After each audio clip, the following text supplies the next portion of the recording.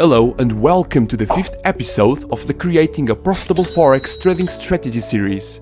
In the last episodes of this series, I showed you where and how to start, discussed the risk management methodology, and tested several indicators to find my C1, volume, filter, and exit indicators.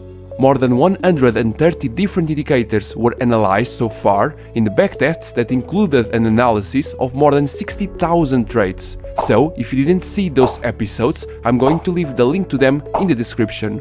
For those who already saw it, let's move forward to this episode objective: test and choose our baseline indicator. Let's go! As I mentioned in the first episode, I am creating this Forex strategy based on the NNFX trading method.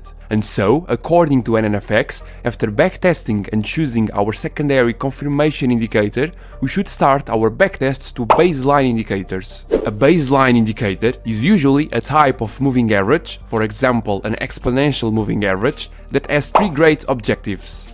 Firstly, it will be used as an entry indicator too.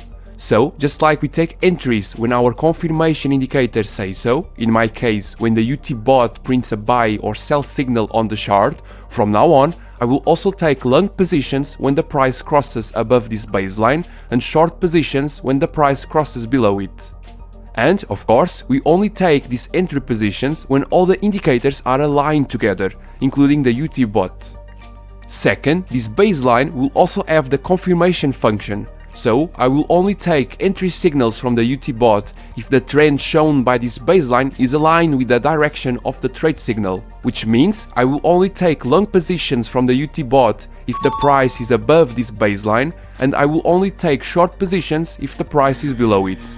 And last but not least, this baseline will also have an exit function. So, every time we are in the middle of a trade and the price crosses the baseline and closes on the other side, we will close that position. In practice, this baseline will turn our system more efficient and consistent, because it will give us other types of entries and will, in addition, eliminate losing signals from our confirmation indicator. The win rate might drop due to the baseline exit function, but that won't be a problem, because our average losses will decrease a lot, and by doing so, our average risk-to-reward ratio will increase. But now pay extra attention, because before starting our backtests to baseline indicators, based on these three functions I told you about, we still need to implement two very crucial rules used by NNFX too. The first one is called Baseline ATR Rule, which states that you can only take trades if the entry price is not further from the baseline more than the value of 1 times the ATR pip value. Because if that happens, it means that the price has already gone too far, and so the probability of a pullback is higher. But that doesn't mean we will never take those types of trades, because the next rule, which is called one candle rule, states that you can wait for one candle for all the indicators and rules to be aligned for a possible entry. So, if the price goes past the baseline more than the value of 1 ATR, but in the next candle the price makes a pullback and all your system is aligned, you can take that trade. Also, with this one candle rule, if everything is aligned for an entry, but for example your volume indicator is not ready yet, you can wait one candle to see if it gives you the green light or not. And again, all the other pieces of the system need to be aligned, including the baseline ATR rule. You cannot use these rules wherever you want, only in these types of situations. These extra rules may or may not be used by you. It depends on your system and trading experience. But as this strategy is being created based on the NNFX method, I will apply everything as he advises. If you would like to know even more about these rules, I advise you to watch the NNFX videos, which are very intuitive and simple to understand. So now we are ready to start our backtests to baseline indicators, including these two extra rules. I know this can be too much information, and probably a backtest of this nature to several indicators and on big samples may take some months or even years to do. But with my coding skills, I will be able to perform it in the most efficient and quickest way possible. Like in the other episodes, firstly, I'm going to perform a backtest on a lot of different baseline indicators, where I'm going to use only the in-sample data of the 8 pairs I told you about in the first episode. And then I'm going to show you the results before moving forward to the out-of-sample test. Let's go! Hello, it's me on the voiceover, just to let you know that in the same way I tested filter indicators in the last episode, now I am doing the same thing but using different baseline indicators and settings.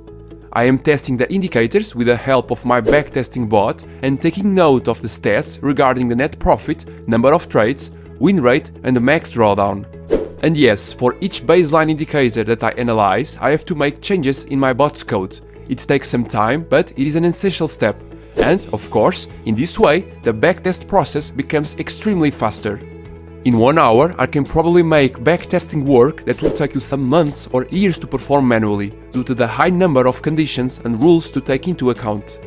The idea is that after the end of these backtests on several indicators, I will be able to compare them and discover which ones were more efficient. So now, I will let you see some more clips before showing you all the results.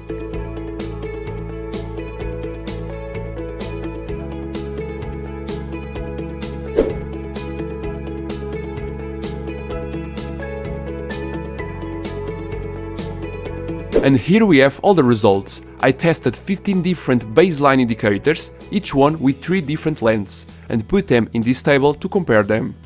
As you can see, the baseline indicators that got a higher win rate under these conditions were the Faintel VMA, the T3MA, and the Super Smoother filter.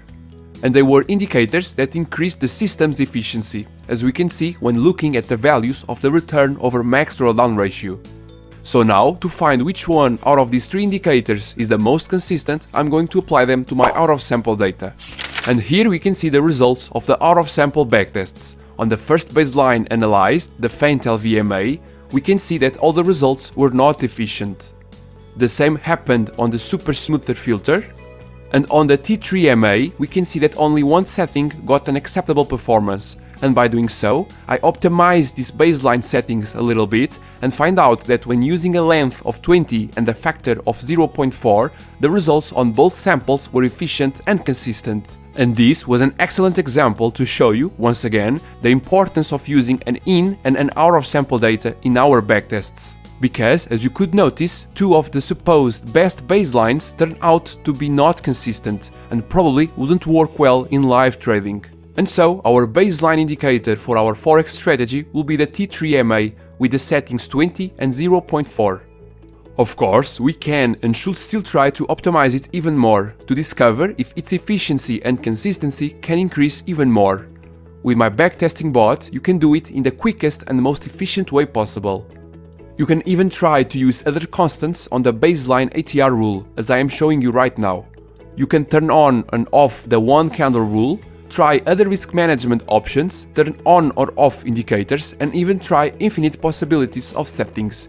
If you would like to know more about this bot and discover how you can assess it, check out the links in the description. And so, the base of our system for trading Forex in the NNFX way is created, but this series is not over yet. Now we need to see how this strategy will perform in all the other currency pairs, we need to perform a big statistical analysis, and we'll still need to implement some risk management rules that will turn this strategy unstoppable. So don't forget to subscribe to my channel and turn on the notifications so you don't miss any of the final episodes. I hope you enjoyed it and above all that you learned something new. Be well, thank you, bye bye.